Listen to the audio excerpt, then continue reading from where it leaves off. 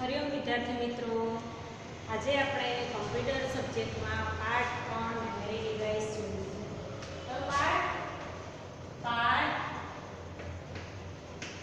3 memory device.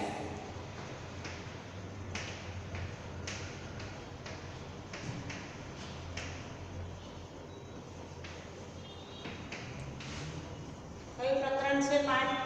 પ્રકરણ 3 memory device. તો સૌથી પહેલા આપણે મેમરી વિશે જોઈએ.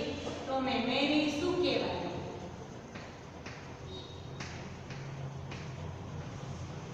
મેમરી તો માનવીએ વિવિધ પ્રકારની માહિતીની મગજમાં સંગ્રહ કરી શકે છે. વિવિધ પ્રકારની માહિતી કોણ સંગ્રહ કરી શકે છે? માનવી સંગ્રહ કરી શકે છે. તેને જરૂર પડે ત્યારે તે તેનો ઉપયોગ કરે છે. જેમ કે આપણે અત્યારે ભણી ગયા, તો આપણે જ્યારે આપણે ભણવામાં વાંચવાની પ્રક્રિયા, લખવાની, એ બધું આપણે કરીએ છીએ. જ્યારે આપણે લખવાની જરૂર પડે ત્યારે આપણે લખીએ છીએ, અને જ્યારે જે આપણે વાંચેલું આપણે માહિતી મગજમાં આપણે યાદ રાખીએ છીએ, અને જ્યારે જરૂર પડે ત્યારે આપણે તેને બોલીએ છીએ, ઉપયોગ કરીએ છીએ. તેવી જ રીતે કમ્પ્યુટરમાં વિવિધ પ્રકારની માહિતીનો સંગ્રહ મેમરી ડિવાઇસમાં કરવામાં આવે છે. જેમ આપણા મગજમાં કરવામાં આવે છે, તેમ તેના મેમરી ડિવાઇસ, જે મેમરીનું સાધન છે, તેમાં કરવામાં આવે છે. ડેટા અને સૂચનાઓનો સંગ્રહ કરતા કમ્પ્યુટરના ભાગને મેમરી કહે છે. શું કહે છે? ડેટા અને સૂચનાઓનો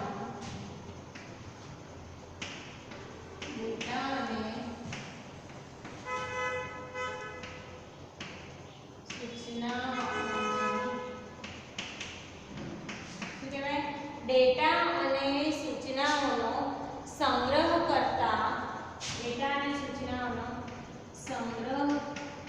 કરતા કમ્પ્યુટરના ભાગને મેમરી કહે છે. કમ્પ્યુટરના ભાગને મેમરી કહે છે. તો કોને કહે છે મેમરી? ડેટા અને સૂચનાઓના સંગ્રહ કરતા કમ્પ્યુટરના ભાગને મેમરી કહે છે. મેમરી ડિવાઇસ માહિતીનો સંગ્રહ કરે છે અને જરૂર પડે ત્યારે તે માહિતીને દર્શાવે છે. કમ્પ્યુટરના મેમરી ડિવાઇસ સ્ટોરેજ ડિવાઇસ તરીકે ઓળખાય છે. કમ્પ્યુટરના મેમરી ડિવાઇસને શું કહે છે?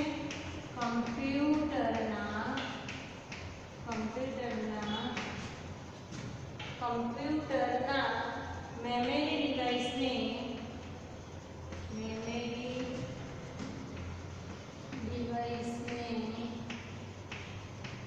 સ્ટોરેજ ડિવાઇસ પણ કહે છે. સ્ટોરેજ ડિવાઇસ શું કહે છે? સ્ટોરેજ ડિવાઇસ તરીકે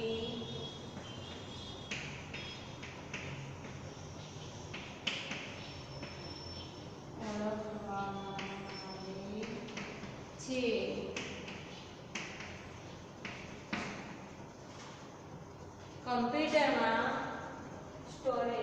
કમ્પ્યુટરના મેમરી ડિવાઇસને સ્ટોરેજ ડિવાઇસ તરીકે પણ ઓળખવામાં આવે છે. ફરીથી આપણે જોઈ લઈએ. મેમરી ડેટા અને સૂચનાઓનો સંગ્રહ કરતા કમ્પ્યુટરના ભાગને શું કહે છે? મેમરી કહે છે.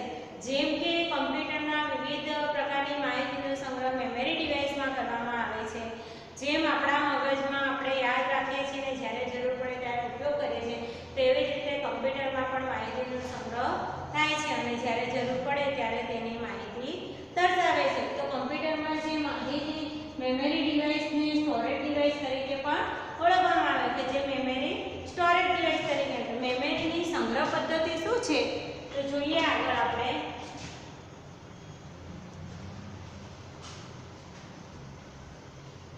મેમરીની સંગ્રહ પદ્ધતિ.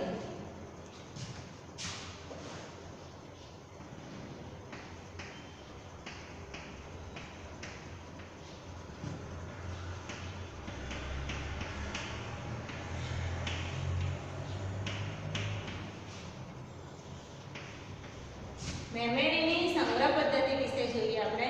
તો કમ્પ્યુટરમાં માહિતીનો સંગ્રહ દ્વિઅંકી પદ્ધતિ મુજબ કરવામાં આવે છે. શું કમ્પ્યુટરમાં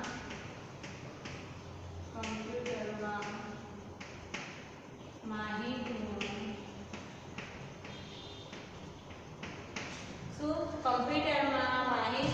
સંગ્રહ દ્વિઅંકી પદ્ધતિ મુજબ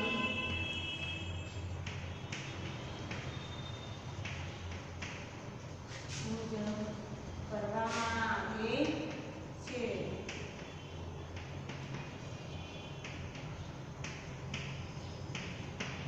પછી શું થાય? કોમ્પ્યુટરની માહિતી સંગ્રહ દ્વિઅંકી પદ્ધતિ મુજબ કરવામાં આવે છે. દ્વિઅંકી પદ્ધતિને મશીન લેંગ્વેજ તરીકે ઓળખવામાં આવે છે. શું કહે છે? દ્વિઅંકી પદ્ધતિને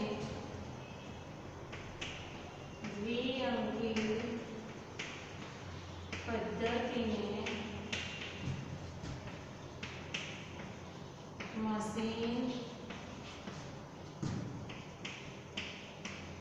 લેંગ્વેજ શું કહેવાય? મશીન લેંગ્વેજ તરીકે ઓળખવામાં આવે છે.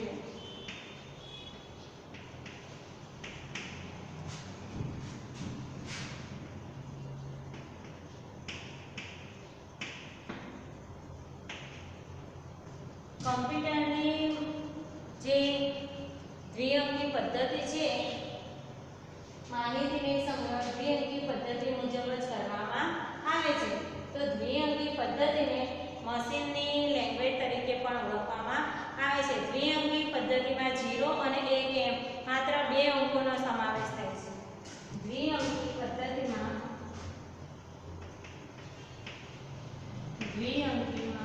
શેનો સમાવેશ થાય છે? દ્વિઅંકી પદ્ધતિમાં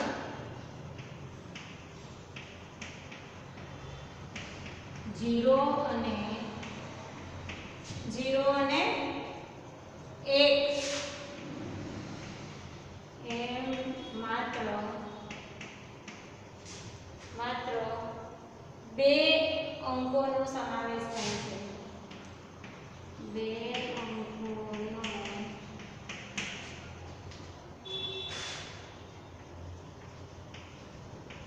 સમાવેશ થાય છે.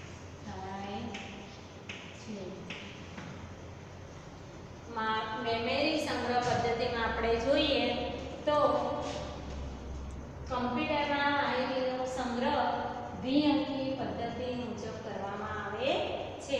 એના દ્વારા કરવામાં આવે છે? કમ્પ્યુટરમાં માહિતીનો સંગ્રહ દ્વિઅંકી પદ્ધતિ મુજબ કરવામાં આવે છે. તો દ્વિઅંકી પદ્ધતિને મશીન લેંગ્વેજ તરીકે ઓળખવામાં આવે છે. શું ફરીથી પરીક્ષામાં એવું પૂછાયું? દ્વિઅંકી પદ્ધતિને શેના દ્વારા ઓળખવામાં આવે છે? તો મશીન લેંગ્વેજ. શું હશે? મશીન લેંગ્વેજ દ્વારા ઓળખવામાં આવે છે. ખાસ ધ્યાન રાખજો વિદ્યાર્થી મિત્રો. દ્વિઅંકી પદ્ધતિને મશીન લેંગ્વેજ તરીકે ઓળખવામાં આવે છે. દ્વિઅંકી પદ્ધતિમાં 0 અને 1 એમ માત્ર બે અંકોનો સમાવેશ થાય છે. શેનો સમાવેશ થાય છે? દ્વિઅંકી પદ્ધતિમાં 0 અને 1 એમ માત્ર બે અંકોનો સમાવેશ થાય છે. કમ્પ્યુટરમાં માહિતીનો સંગ્રહ કરવા માટે ફક્ત 0, 1 અને 2 ધરાવતા બે અંકનો જ ઉપયોગ કરવામાં આવે છે. 0 અને 1 એ બાઇનરી ડિજિટ્સ એટલે કે બિટ્સ તરીકે ઓળખવામાં આવે છે. તેના તરીકે બિટ્સ તરીકે ઓળખવામાં આવે છે.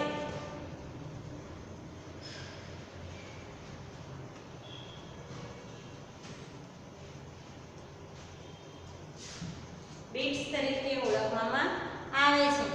જેમ કે જોઈએ પછી છે આપણે બિટ્સ. બિટ્સ કોને કહે? તો બીટ એ બાઇનરી ડિજિટ છે. શું છે? બીટ એ બાઇનરી ડિજિટ છે.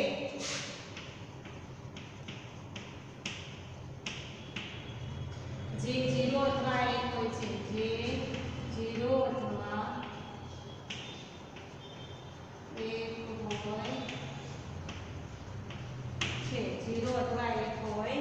છે 8 બીટના સમૂહને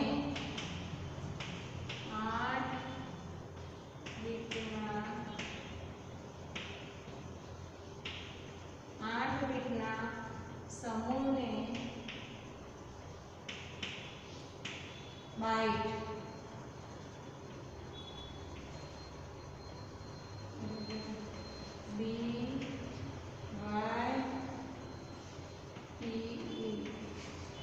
બાઇટ કહે છે. પછી છે કમ્પ્યુટર મેમરીનો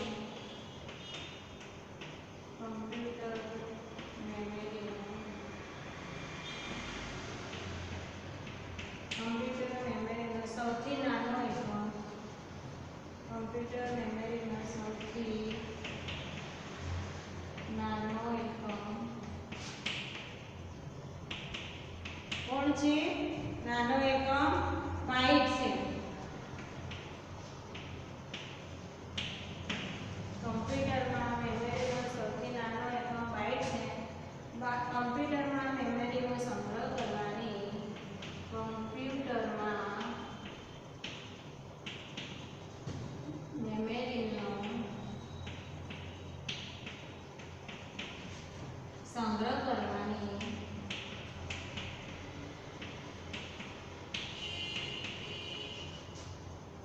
ક્ષમતા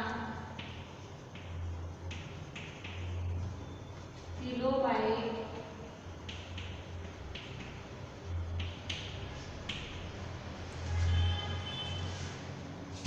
મેગાબાઇટ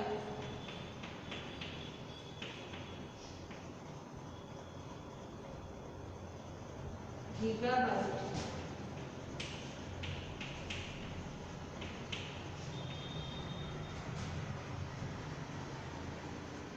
અને ટેરાબાઇટ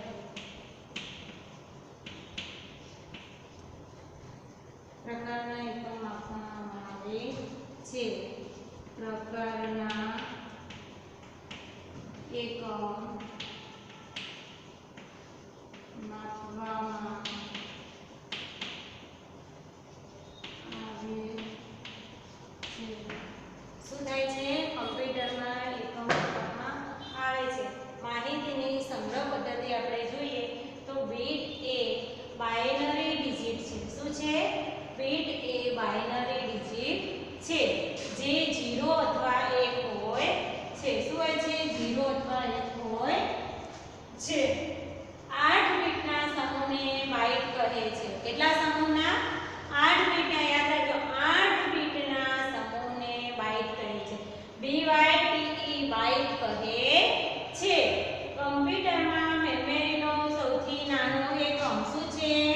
બાઇટ. પરીક્ષામાં એવું પૂછાય કે કમ્પ્યુટરમાં મેમરીનો સૌથી નાનો એકમ કયો છે? તો દરેકને આવડવું જોઈએ કે કમ્પ્યુટરમાં મેમરીમાં સૌથી નાનો એકમ બાઇટ છે. કમ્પ્યુટરમાં મેમરીનો સંગ્રહ કરવાની ક્ષમતા કિલોબાઇટ શેમાં માપવામાં આવે છે? તો કિલોબાઇટ, મેગાબાઇટ, ગીગાબાઇટ અને ટેરાબાઇટ પ્રકારના એકમોમાં માપવામાં આવે છે. ફરીથી એકવાર બીટ એ બાઇનરી ડિજિટ છે. શું છે? બીટ એ બાઇનરી ડિજિટ છે જે 0 અથવા 1 હોય છે. 8 બીટના સમૂહને શું કહેવાય છે? બાઇટ કહે છે. કેટલા સમૂહને? 8 બીટના સમૂહને બાઇટ કહે છે. કમ્પ્યુટર મેમરીનો સૌથી નાનો એકમ કયો છે? બાઇટ છે. કમ્પ્યુટરમાં મેમરીનો સૌથી નાનો એકમ બાઇટ છે. કમ્પ્યુટરમાં મેમરીનો સંગ્રહ કરવાની ક્ષમતા કિલોબાઇટમાં મપાય છે. જેમ કે મેગાબાઇટ, ગીગાબાઇટ, ટેરાબાઇટ પ્રકારના એકમમાં મપાય છે. તો આ મેમરીની સંગ્રહ પદ્ધતિ જોઈ. હવે આગળ જોઈએ આપણે કમ્પ્યુટરના મેમરી સંગ્રહ માપવાના માપ વિશે જોઈએ આપણે.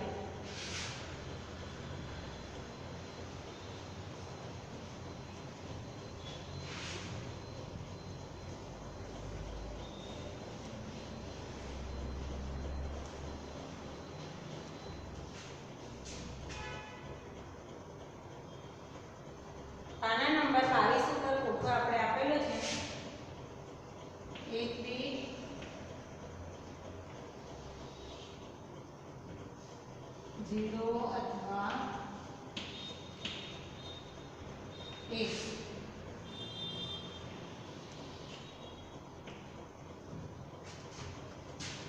8 bit 1 byte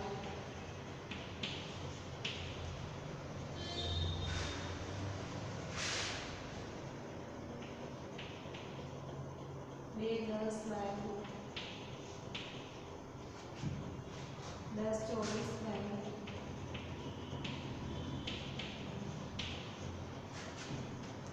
1 kilo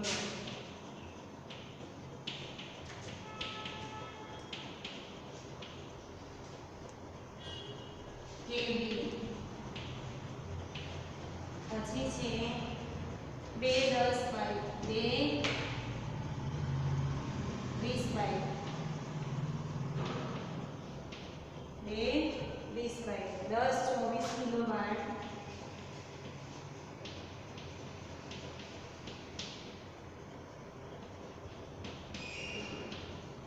10 24 kilo byte 1 megabyte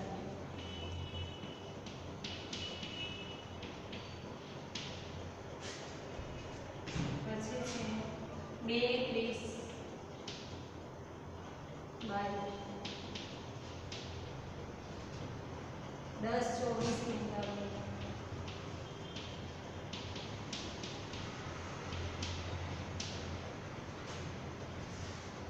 1 gigabyte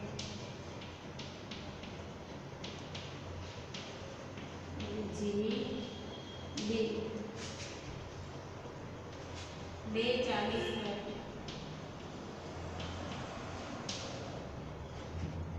10 24 gigabyte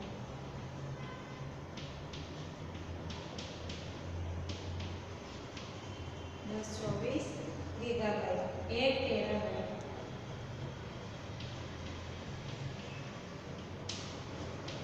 1 terabyte એને શું કહેવાય TB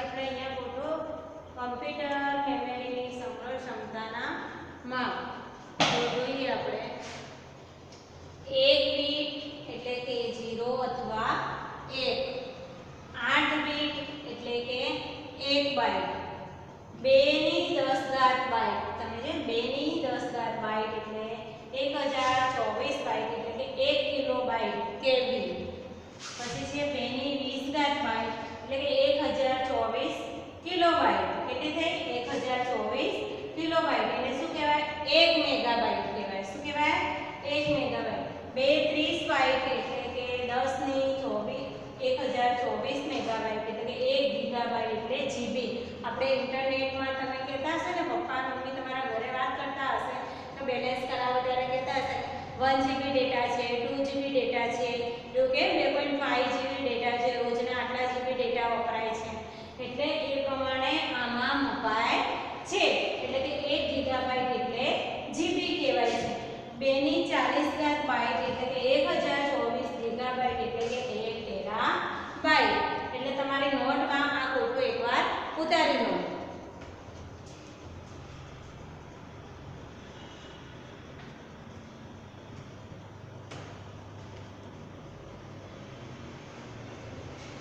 બધાને લખાઈ ગયું હશે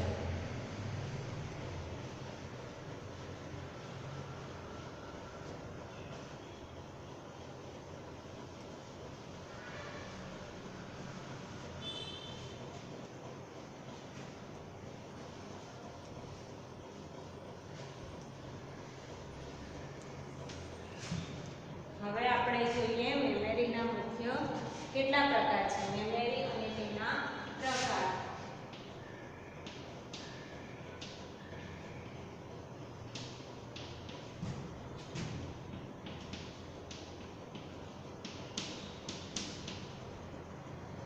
મેમરી અને તેના પ્રકાર મેમરી અને તેના પ્રકાર તો મેમરીના મુખ્ય બે પ્રકાર છે મેમરીના મુખ્ય બે પ્રકાર છે કેટલા પ્રકાર છે મેમરીના મુખ્ય બે પ્રકાર એક પ્રાઇમરી મેમરી અને બીજી પ્રાઇમરી મેમરી અને RAM પ્રાઇમરી મેમરીના મુખ્ય પાછા બે પ્રકાર પડે છે એક RAM પ્રકારની અને બીજી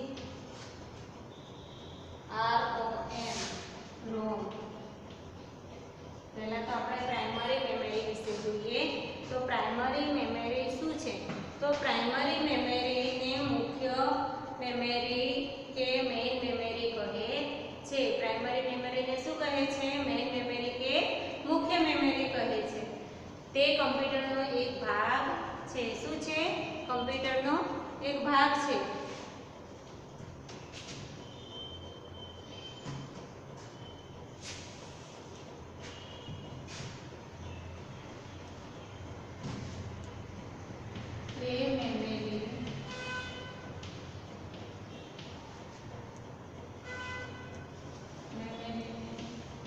મુખ્ય મેમરી કહે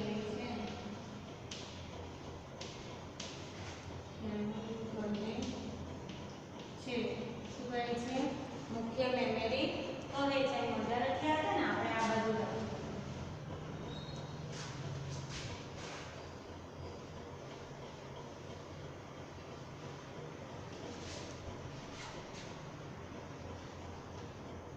પ્રાઇમરી મેમરી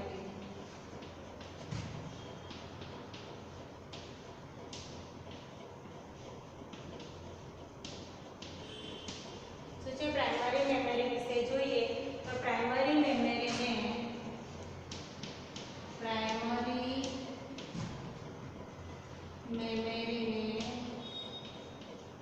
મુખ્ય મેમરી કહે છે મુખ્ય મેમરી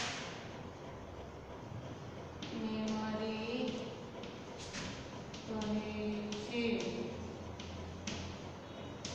શું છે પ્રાઇમરી મેમરીને મુખ્ય મેમરી કહે છે તેની સંગ્રહ ક્ષમતા મર્યાદિત હોય છે તેની સંગ્રહ ક્ષમતા મર્યાદિત હોય છે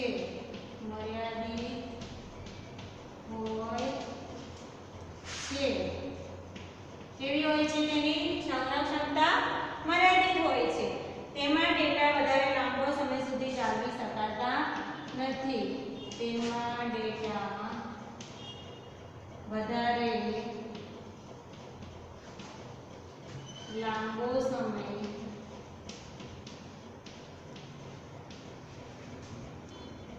સુધી જાળવી શકાતા નથી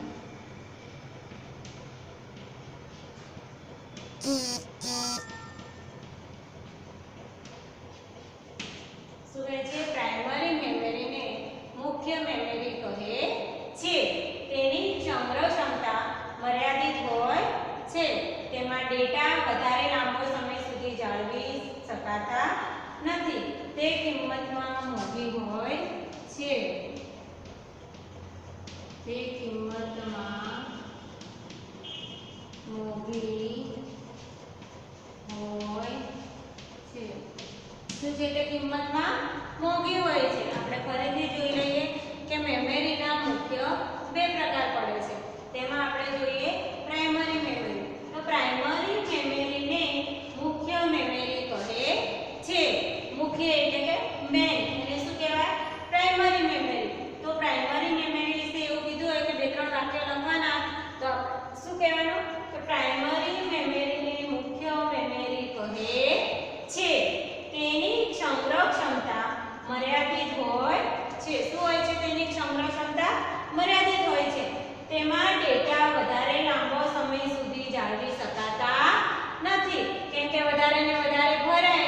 ગેલેરીમાં આપણે ફોન હોય તેમાં અમુક આપણે 32 GB 8 GB એવી રીતે જે બી મતલબ મેમરી આપી હોય તે મેમરીથી વધારે જો વસ્તુ તેમાં પડેલી હોય તો ડાઉનલોડ પણ નથી થતી અને દેખાતું જ નથી અને ફોન પણ આપણો હેંગ થાય છે. તો આપણે જે વધારાની એક્સ્ટ્રા વસ્તુ હોય તેને શું કરવું પડે? ડિલીટ કરવી પડે છે. એટલે તેમાં અમુક મર્યાદિત એટલે કે અમુક ફિક્સ જગ્યા જેની અંદર આપેલી હોય છે તેટલો જ ડેટા આપણે તેમાં સેવ કરી શકીએ છીએ. જો વધારે બીજો ડેટા અંદર આપણે નાખ્યો હોય તો ફોન હેંગ થાય છે અને આપણે જોઈ પણ શકતા નથી. તો તેમાં ડેટા વધારે લાંબો સમય સુધી જાળવી શકાતા નથી. તે કિંમતમાં મોંઘા હોય છે. શું હોય છે? કિંમતમાં મોંઘા હોય છે. તે કમ્પ્યુટરનો એક ભાગ છે જેમાં કમ્પ્યુટરના પ્રોસેસર વડે ઝડપથી માહિતી મેળવવા માટે માહિતીનો સંગ્રહ કરવામાં આવે છે. તો આપણે પ્રાઇમરી મેમરીના મુખ્ય બે પ્રકાર જોઈએ. કોના મુખ્ય બે પ્રકાર? પ્રાઇમરી મેમરીના મુખ્ય બે પ્રકાર જોઈએ. એક તો છે RAM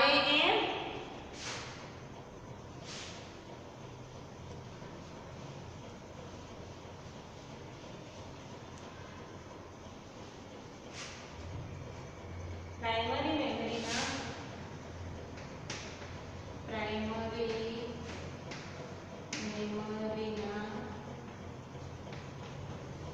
મુખ્ય કેટલા પ્રકાર? બે પ્રકાર. પહેલું છે RAM, બીજું છે ROM. કેટલા પ્રકાર છે? RAM અને ROM. RAM એ શું છે? રેન્ડમ એક્સેસરી છે. શું છે? રેન્ડમ એક્સેસ મેમરી છે. શું છે? RAM એટલે કે રેન્ડમ એક્સેસ મેમરી છે. તે અસ્થાયી પ્રકારની મેમરી છે. શું છે? તે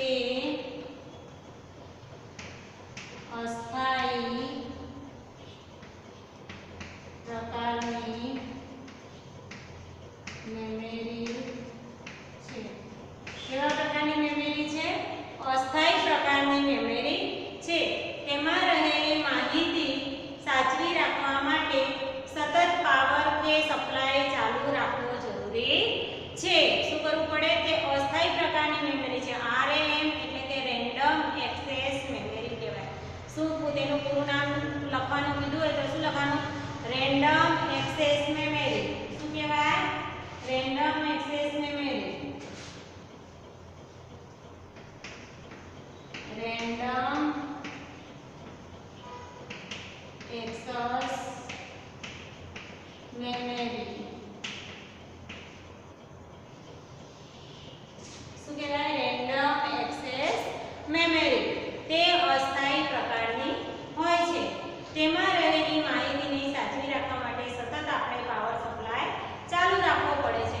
પાવર સપ્લાય બંધ થતાં જ તેમાં માહિતી નાશ પામે છે. જો પાવર સપ્લાય તેમાં ના જાય તો માહિતી ઉડી જાય છે, ડેટા જતો રહે છે. તે કમ્પ્યુટરમાંથી વાંચવાની અને તેમજ લખવાની સુવિધા આપે છે. શું આપે છે? તે કમ્પ્યુટરમાંથી વાંચવાની તેમજ લખવાની સુવિધા આપે છે.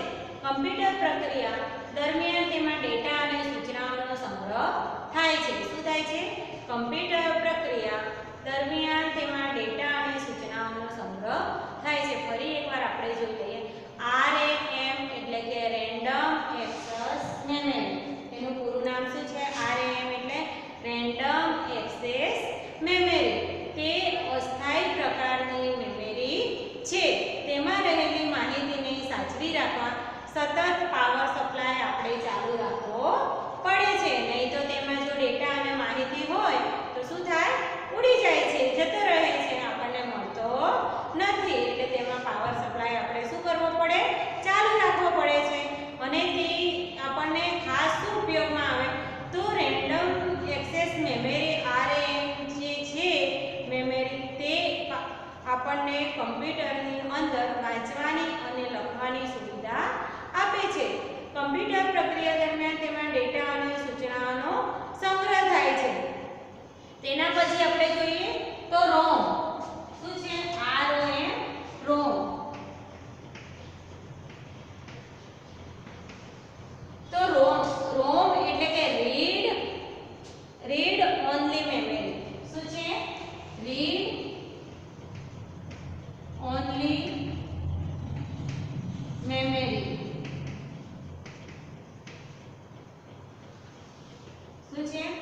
Read only memory. ROM એટલે કે રીડ ઓનલી મેમરી. તે સ્થાયી રીતે કાયમી પ્રકારની હોય છે. શું છે તે? કાયમી પ્રકારની. પાવર સપ્લાય બંધ થાય તો પણ તેમાં માહિતી જળવાઈ રહે છે, ઉડતી નથી. તેમાં રહેલા ડેટાને ફક્ત આપણે શું કરી શકીએ? રીડ એટલે કે વાંચી શકીએ. એનું નામ શું છે? Read only memory. એટલે કે વાંચવા માટેની મેમરી આપણને તેમાંથી મળી રહે છે. ડેટા ફક્ત વાંચી જ શકાય છે અને કોઈ પણ પ્રકારનો ફેરફાર કરી શકાતો નથી. ઉત્પાદન કરતી વખતે તેમાં સૂચનાઓનો સંગ્રહ કરવામાં આવે છે. જ્યારે પણ આપણે કોઈ માહિતી નાખી હોય ત્યારે તેમાં આપણને મળે છે, પણ તેમાં આપણે જો કંઈ ફેરફાર કરવો હોય તો આપણે કરી શકતા નથી. એમાં જે વસ્તુ આપણને જોવા મળે પહેલાંથી નાખેલી હોય એ જ વસ્તુ આપણને મળે છે. જો એમાં પાવર સપ્લાય ના હોય તો પણ આપણને તેમાં જે માહિતી હોય એ ડિલીટ થતી નથી અને એમાં ને એમાં જ રહે છે, જળવાઈ રહે છે. એટલે કે આ પ્રકારના જે મેમરી છે તેમાં રીડ ઓનલી એટલે કે ખાલી વાંચવા માટેની મેમરી હોય છે. તો આજે આપણે મેમરીની સંગ્રહ ક્ષમતા અને કાર્યક્ષમતા મેમરી ડિવાઇસમાં આપણે જોયું કે મેમરી કોને કહેવાય અને મેમરીમાં પ્રાઇમરી મેમરીના આપણે પ્રકાર જોયા RAM અને ROM. એટલે કે પ્રાઇમરી મેમરીમાં RAM એટલે કે તે રેન્ડમ એક્સેસ મેમરી અને ROM એટલે રીડ ઓનલી મેમરી. તો આજે આપણે આટલું અહીંયા આ લેક્ચરમાં રાખીએ છીએ. હવે પછી આગળના પીરિયડમાં આપણે નેક્સ્ટ પછી શું આવશે? આપણે મેમરીના પ્રકારમાં નેક્સ્ટ પછી આપણે આવશે હાર્ડ ડિસ્ક, સેકન્ડરી મેમરી. મેમરીના કેટલા પ્રકાર છે? બે, પ્રાઇમરી મેમરી અને સેકન્ડરી મેમરી. તો આપણે આજે મેમરીમાં પ્રાઇમરી મેમરી વિશે જોયું. સેકન્ડરી મેમરી વિશે આપણે નેક્સ્ટ ક્લાસમાં ફરી જોઈશું. ત્યાં સુધી આપણો અહીંયા લેક્ચર આજે પૂર્ણ થાય છે. નમસ્તે વિદ્યાર્થી મિત્રો.